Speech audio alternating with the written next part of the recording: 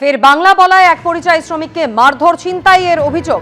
মহারাষ্ট্রে মারধর করে টাকা কেড়ে নেওয়ার অভিযোগ করেছেন পাণ্ডবেশ্বরের 3 জন শ্রমিক। নভেম্বরে যারা মহারাষ্ট্রে কাজে গিয়েছিলেন, আক্রান্ত শ্রমিকদের সঙ্গে দেখা করেন পাণ্ডবেশ্বরের তৃণমূল বিধায়ক নরেন্দ্রনাথ চক্রবর্তী। রাজ্যে কাজ না থাকায় ভিন রাজ্যে যেতে হচ্ছে শ্রমিকদের, পাল্টা বিজেপি।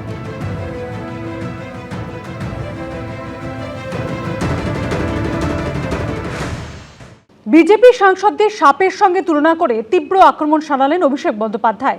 পাল্টা উত্তর দিল বিজেপিও।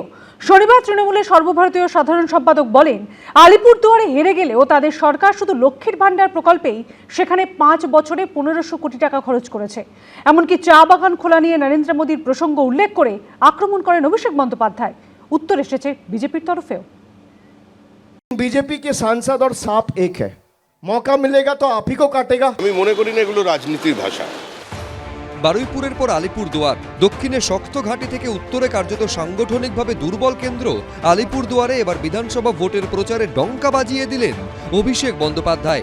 আর সেখান থেকে বিজেপিকে একেবারে চাঁচা ছোলা ভাষায় আক্রমণ করলেন তৃণমূলের সর্বভারতীয় সাধারণ সম্পাদক।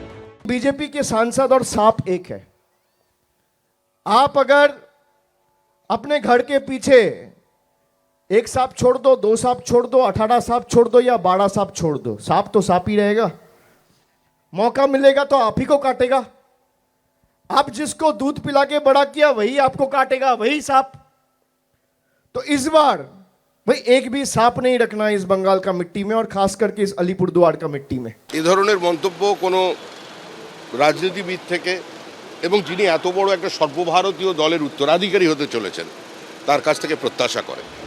চলতি মাসে 19 দিনে 26টি সভা করার কথা রয়েছে অভিষেক বন্দ্যোপাধ্যায়ের। আর দ্বিতীয় সভাটি এদিন ছিল আলিপুরদুয়ারে, এমন একটি জেলা যেখানে ভোটের ফলের নিরিখে তৃণমূলের থেকে কয়েক কদম এগিয়ে রয়েছে বিজেপি। কারণ এই জেলার 5টি বিধানসভা কেন্দ্র কুমারগ্রাম, কালচিনি, আলিপুরদুয়ার, ফালাকাটা, মাদারিহাট সবকটিতেই 2021 সালে জয়ী হয়েছিল বিজেপি।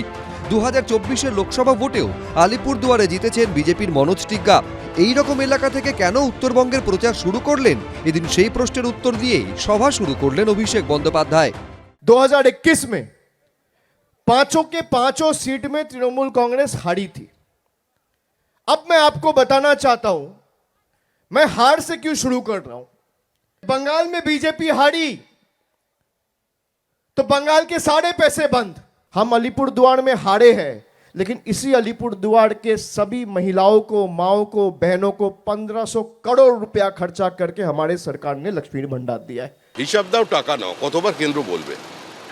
আমি টাকা নেব সেটা আমার অধিকারের মধ্যে পড়ে, কিন্তু হিসাব দেওয়াটা আমার অভ্যাসের মধ্যে পড়ে না।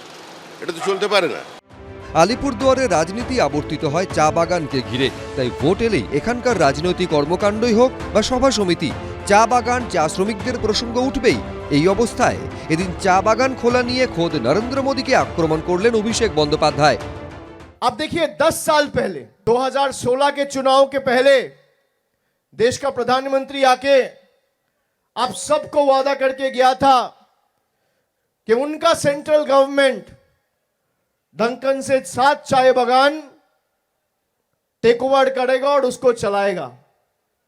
10 साल में एक नोटिफिकेशन इशू किया था, उसको भी विथड्रॉ कर लिया गया है। जिस पार्टी का प्रधानमंत्री का बात का कोई महत्व नहीं है, उस पार्टी कभी आपको कोई भी राहत दे सकता है क्या?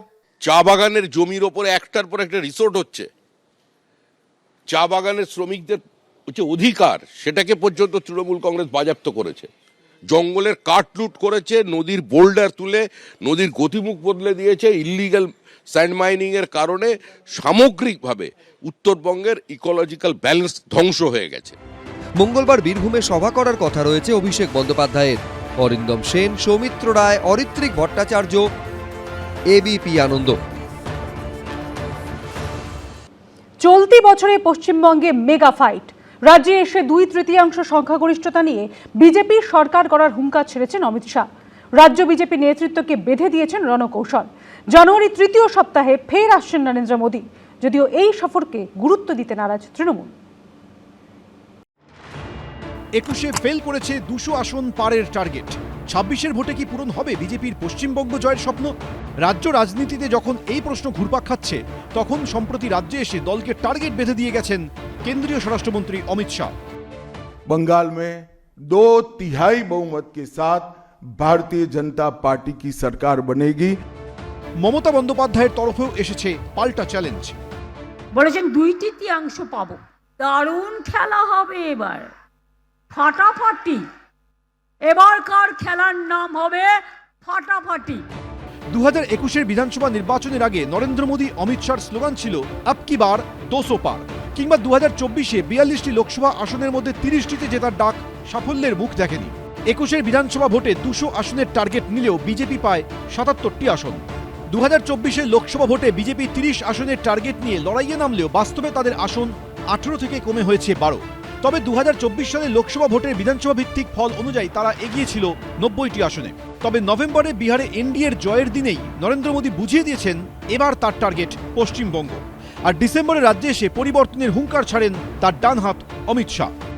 मूल समेत तृणमूल कांग्रेस की सरकार को हम उखाड़ कर फेंक देंगे। জিতবে না কচু হবে, জিতবে না ঘেঁচু হবে।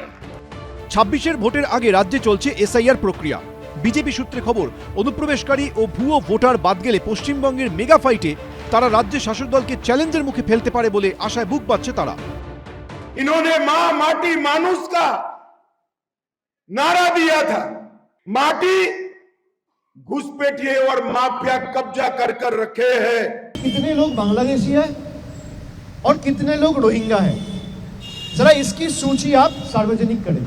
এই চ্যালেঞ্জ পাল্টা চ্যালেঞ্জের মুখে এলাকায় এলাকায় পথসভা ও মিটিং করে তৃণমূলের দুর্নীতি ও অপশাসনের বিরুদ্ধে জোরদার প্রচারের লক্ষ্য নিয়ে মাঠে নামছে রাজ্য বিজেপির প্রথম সারির নেতারা। এমনটাই খবর বিজেপি সূত্রে। অমিত শাহজি আমাদের টার্গেট বেঁধে দিয়ে গেছেন। অমিত শাহজি একটা সুন্দর করে একটা ছন্দে চলার জন্য শুরুয়াত করে দিয়ে গেছেন এবং সেটারই আমাদের চলবে। এবং দিলীপ দা বলুন, শ্রমিক দা বলুন, শুভেন্দু দা বলুন, সুকান্ত দা, সবাই আমরা একসাথে মিলে আমরা আগামী দিনে লড়াই করব। অমিত শাহ আসবেন, অমিত শাহ যাবেন।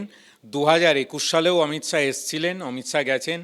ওনার নেতা নরেন্দ্র মোদী এসছিলেন, নরেন্দ্র মোদী গেছেন। বাংলার মাটি শক্ত ঘাঁটি, সেখানে বাংলার মানুষ কিন্তু আগামী দিনে সিদ্ধান্ত নেবে এবং মানুষের আশীর্বাদ মমতা বন্দ্যোপাধ্যায় এবং অভিষেক বন্দ্যোপাধ্যায় এর নেতৃত্বে তৃণমূল কংগ্রেসের উপরে আসবে এবং তারাই ক্ষমতায় আসতে চলেছে। অর্থাৎ আমরা চতুর্থবারের জন্য ক্ষমতায় এসে সরকার করতে চলেছি।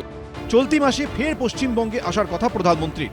বিজেপি সূত্রে খবর, আগামী 17 জানুয়ারি মালদা এবং 18 জানুয়ারি হাওড়ায় সভা করার কথা রয়েছে নরেন্দ্র মোদীর। এবিপি আনন্দ। এবিপি আনন্দ, এগিয়ে থাকে, এগিয়ে রাখে।